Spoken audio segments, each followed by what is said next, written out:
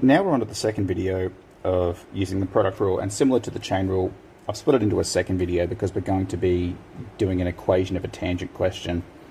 So as soon as it says equation of tangent, I'm just going to write y take y1 equals m, x take x1, and again we're trying to use this with the view of maybe getting back to a nice little mx plus c for a straight line equation. Now, whenever we have equation of tangent, we know that we need to derive and then substitute into that derivative. So if I've got to derive, I'm not even going to read the whole question because I know I'm going to have to derive. So y dash equals v u dash plus u v dash, and my u is e to the 2x, my u dash is 2e to the 2x, my v is x plus 1 squared, and my v dash is 2x plus 1 to the power of 1. So I can just tidy that up to 2x plus 2. Okay, we can do that when our power is 1 on our bracket there. It's the only time. Okay, so my derivative is going to be v u dash plus u v dash. Have I got any common factors here? Boy oh boy, do I have some common factors.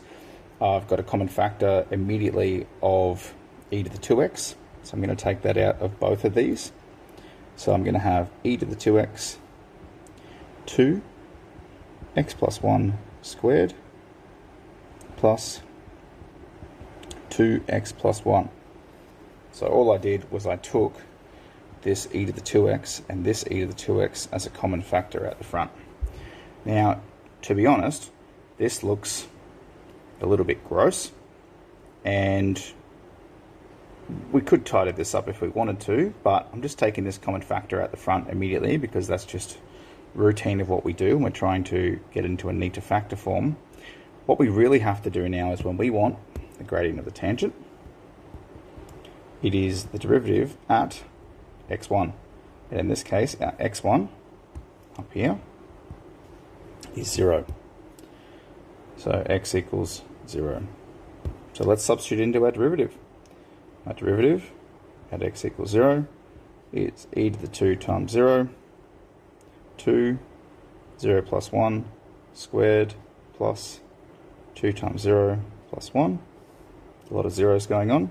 E to the 0 is 1 multiplied by 2 times 1 squared is 2 plus 2 times 1, also 2. So you've got 1 times 4, so 4. My gradient of my tangent is 4. Now, it says, calculate the equation of the tangent to the curve. I'm just reading across here. Equation to the tangent of the curve at 0 and 1. Well, as we saw before, whenever we need to do this, we need an x1, which we've got, a y1, which we've got, and an m, which we have. So all we have to do is substitute back into this rule and then rearrange to dress it up a little bit. So y take 1 equals 4 x take, my x1 is 0, and now we just rearrange and make it look nice. Y take 4x take 0, I've just multiplied out that bracket, so y equals 4x plus 1.